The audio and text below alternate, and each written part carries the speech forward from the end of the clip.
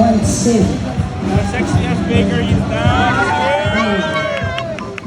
Good day, everyone! Welcome to the first day of the biggest bakery industry event of the Philippines. It's the FCBAI Bakery Fair 2025.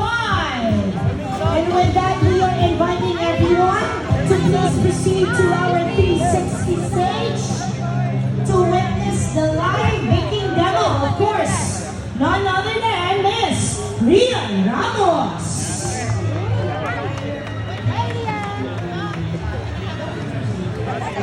Wala bang sigawan dyan? Papahay ka. One more time. Let's go, guys!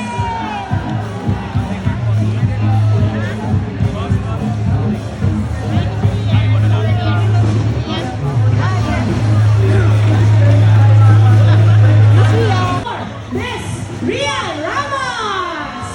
Hello? Oh, yay! It's Hi, live. Miss Okay. Rian! Hello! Thank you so much, Jelly. Ang ganda-ganda naman ang intro ko ngayon. Itinataas ng volume ko yun. Yes! Thank you. Say hi naman to your fans! Hi, everyone. Good morning to all of you. I'm so happy to see you all here. Thank you so much for welcoming a baking enthusiast as myself.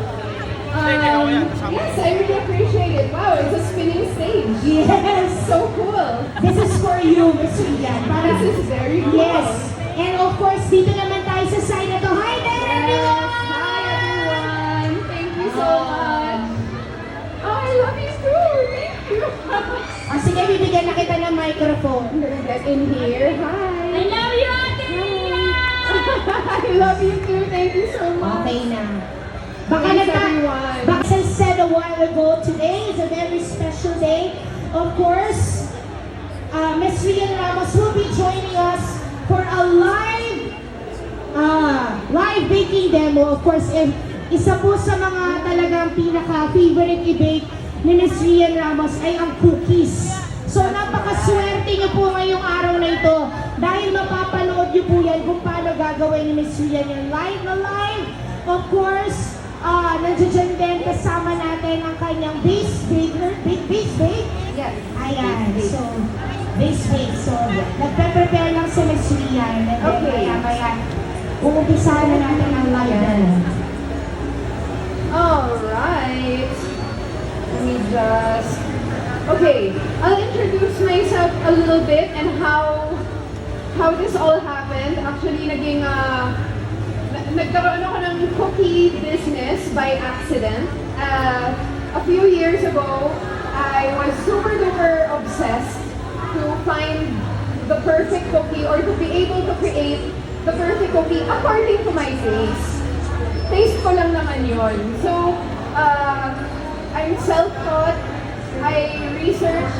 Everything that I know is from the internet and from experience. And that's basically it. I never took any formal classes. But luckily, cookies is one of the easier things to make. So, I brought some of my frozen cookie dough. I only opened the business noong January. Ito pala yung camera. Ngayon ko lang napansin, may ganyan pa pala. Alright.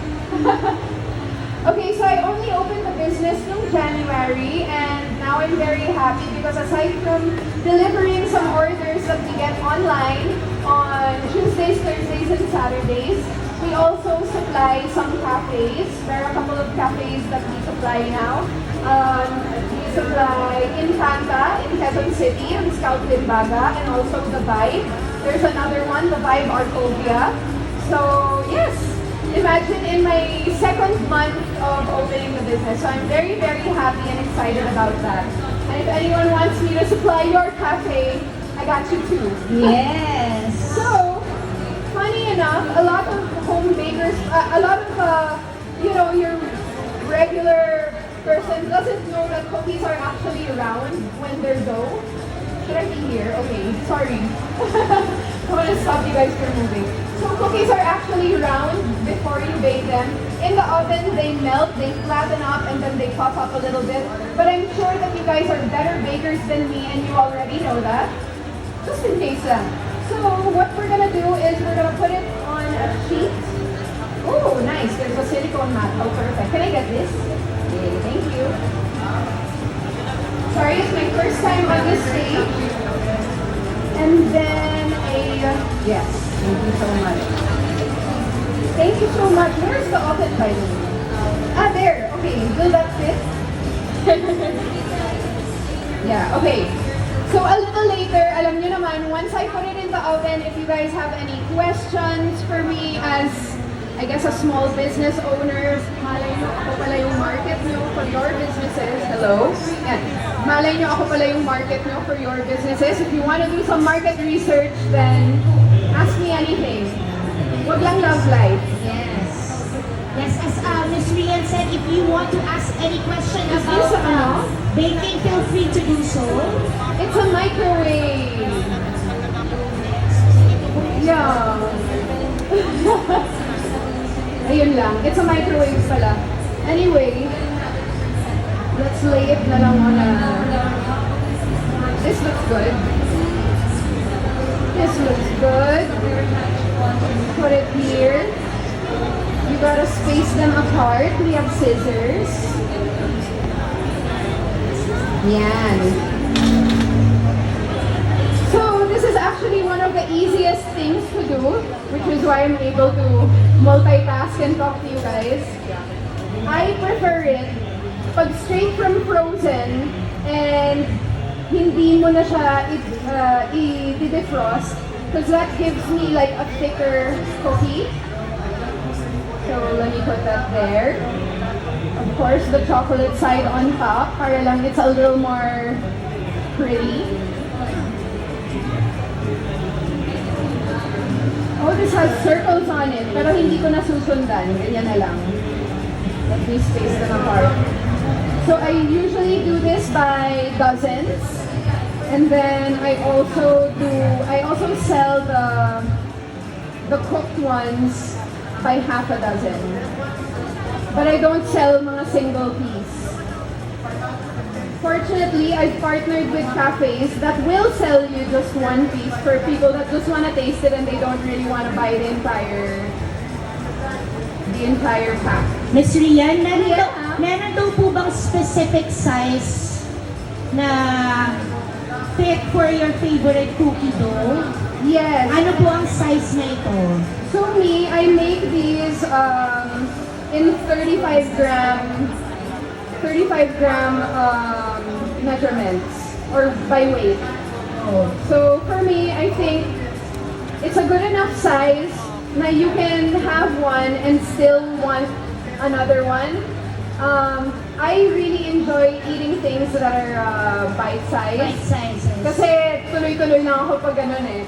So I didn't want like a giant cookie na I feel like mauumay ako or something. Ganun. So once na yung a dozen of dough, pag napasok na po sa fridge, ilang days po ang shelf life nito, Ms. Rian? So I suggest to keep it in the freezer and it's good for 3 months after the production date. We'll put the production date on the pack para matansya nila. It's actually good naman for longer but I don't want to recommend it just for general safety. Ma'am, a question. Ano daw pong temperature ninyo pag nagbe-bake para makuha namin oven po ninyo? Oh, okay. So, napansin ko yung pinaka-universally trip ng tao is, trip ng tao eh. Yung pinaka-universally gusto ng marami, yung medyo chewy siya. So, for that, I recommend 160 degrees Celsius for about 12 minutes kung naka-off yung fan. Kung naka-on yung fan, pwedeng 10 minutes or 8 minutes tapos na yun. Depende kung gaano kalakas yung fan ng oven nyo. But if you want a super crunchy cookie, then I would even do 200 degrees for 8 minutes kung naka-off yung fan. Kung naka-on, 6 minutes tapos na yun for sure. Right. Then it gives you that crunchy outside, which personally is not my thing. I like the chewy one. Yes, me too. But a lot of people like that crunchy exterior. Yung loob naman is chewy pa Chewy. rin. Oh, yun ang gusto ko. Chewy yung nasa loob. Di ba mas masarap yun, guys? O, sige, huwag kayong sumagot. Okay na. Okay, good. Actually, yung totoong dahilan kung bakit hindi ako makabake ngayon, walang nagdala ng bikini. hindi ako nagde-date pag walang bikini. So, Oh my yun lang God! talaga. Yeah, actually, yun, gusto ko siyang itanong sa'yo, Miss Rian. Ay, kasi- so bake na lang? Oh. Ah, okay, sure. Nag-trending kasi yun, Miss Rian, di ba? Yung outfit mo while baking. Yes. Oo, nag-trending yun eh. Kung familiar kayo, i-search nyo lang, Base Bakes. So actually, mamaya ipakwento ko sa inyo kung paano ako naging accidental business owner Yes. of a cookie company. Talagang ginano na lang sa akin ni Lord eh. Hindi ko naisip na ito pala yung gagawin ko sa aking future, pero ayun eh, nalatag na eh. So why not? And I enjoy it. Kasi For me, nakawala siya ng stress. Isa ako sa mga talagang masugin yung fan. So hindi ko na lubos naisip na kayo magiging isang baker. So talagang pinasa ko yung Base Bakes. Oo eh, napasok siya sa branding ko Oo. bigla eh. Akalain niyo yun. So, sa mga meron siyang bakery, kung gusto niyo magpa-supply, pwede yan. Mamaya, ibibigay namin ang details sa inyo. Yeah. Or it's also, pwede naman pa isa-isa lang. It's a fun activity to do with your kids. It's one of the easiest things you can possibly bake at home. Yes. So put this away. So basically, that's it. Space them apart because they will spread. And ako personally, I strongly recommend haunting sea salt. I love a little bit of sea salt on the cookie. May sea salt ba tayo? Or any salt? That's fine. I put naman in the dough. I like, so my personal preference is melted chocolate, chewy cookie, and medyo salty. Yes, Kasi panlaban din sa chocolate. One of your specialties sa Base Bakes is yung salted chocolate dip cookies, right? Yes, salted chocolate chip cookies. Yun. I think I put this na in the oven. Is it there? Ako pa mag... Okay, ako maglalagay. Wait lang guys. Sige. Isang mabilisan lang to. And then I'll come back. And if you have any questions for me, I'll be very happy to answer. Okay, here we go. I'm just gonna put this in the oven real quick. Alright.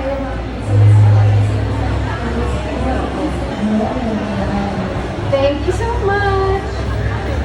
Oh yeah. Thank you. Okay. Pero nung ako na yung naglakad, nagigigil ako sa'yo ah. Ayan. Okay. There you go. Alright, so while your cookies are baking in the oven, yun, so nakita nyo, ganun lang talaga kasimple. It's basically a 5-step process, and that's it. One of the easiest things to do. You just open it, crack them, place them on the tray, space them apart, and you're done.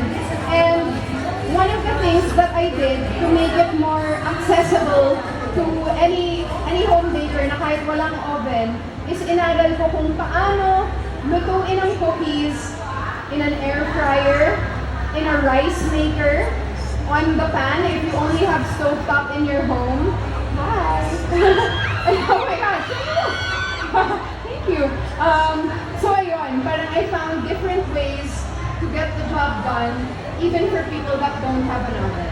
Yes. Miss Rian, can you give us a little story, a little kwento about Base Bakes? Kung paano nabuo itong Base Bakes na ito? Sure. So nagsimula po ito kasi before I took a little break. I moved to New York for a few months, and during that time I couldn't help it. I would get homesick once in a while, and I would turn to mga comfort foods. And isa sa mga pinaka-comfort food ko is anything with chocolate, especially a cookie. And so there were so many popular cookie brands in New York, and I found one that was really, really my taste.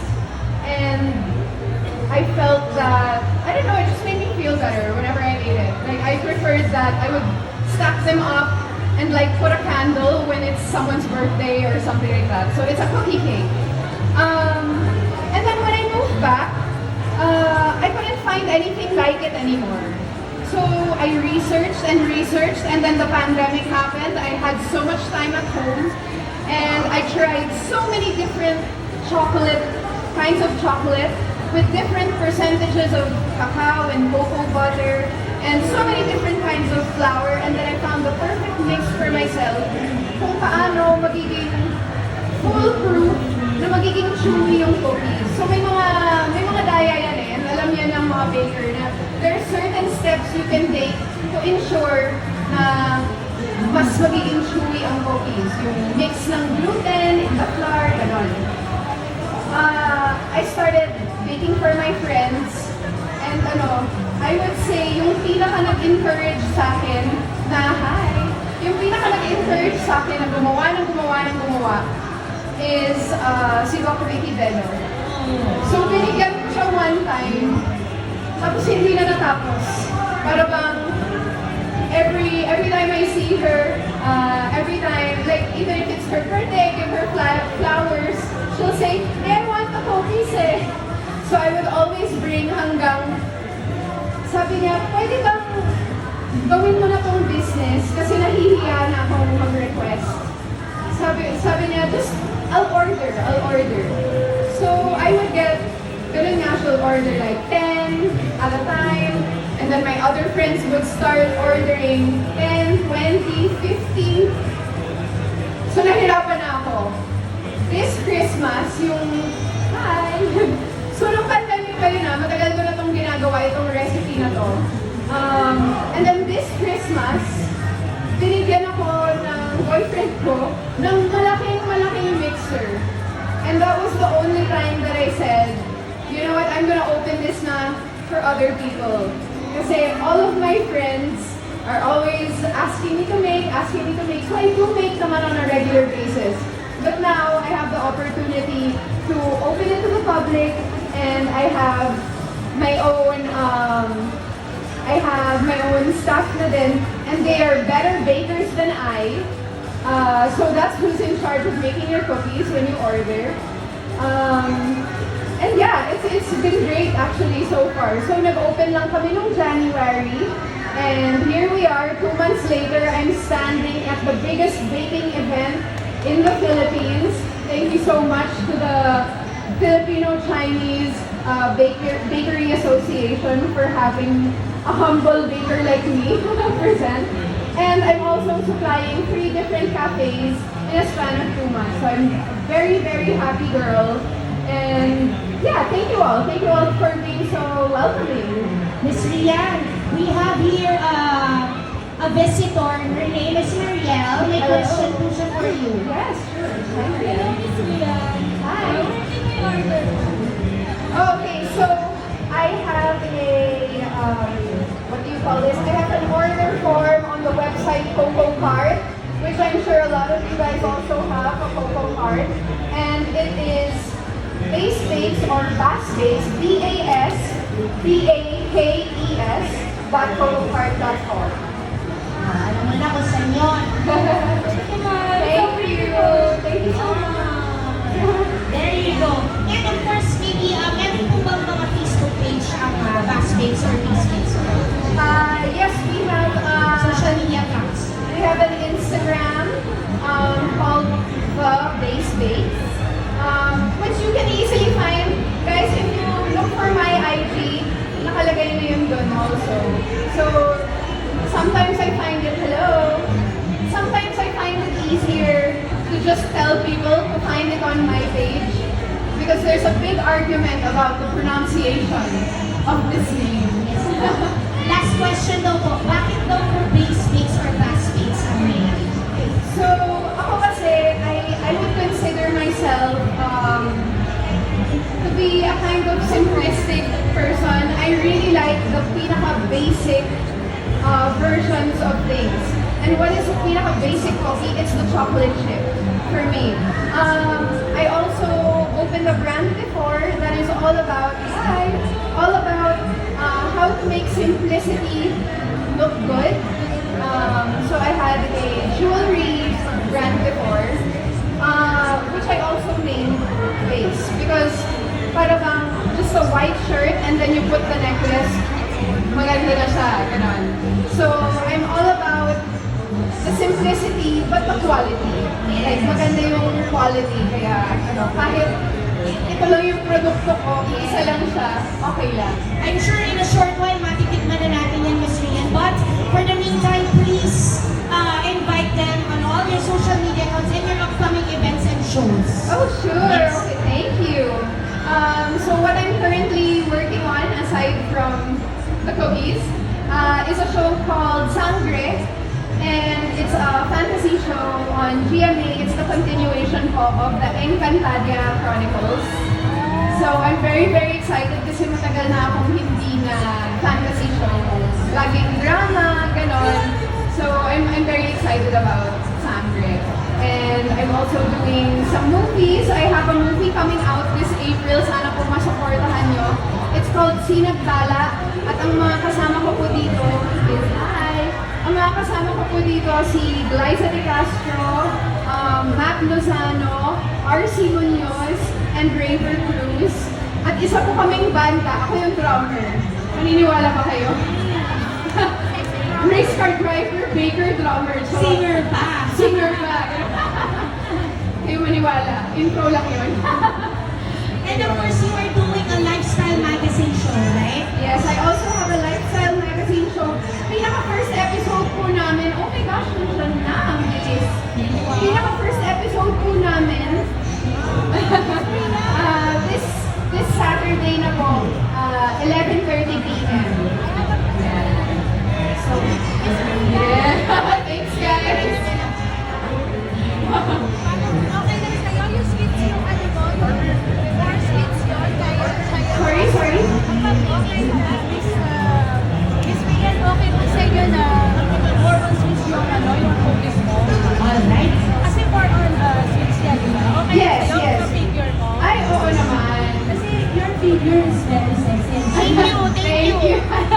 Yeah, the both of you, but you know, Miss Rian is ano, hindi siya natatakot na magawa ng cookies. And then you eat the fruit cookies. Not at all. You know what? I love carbs.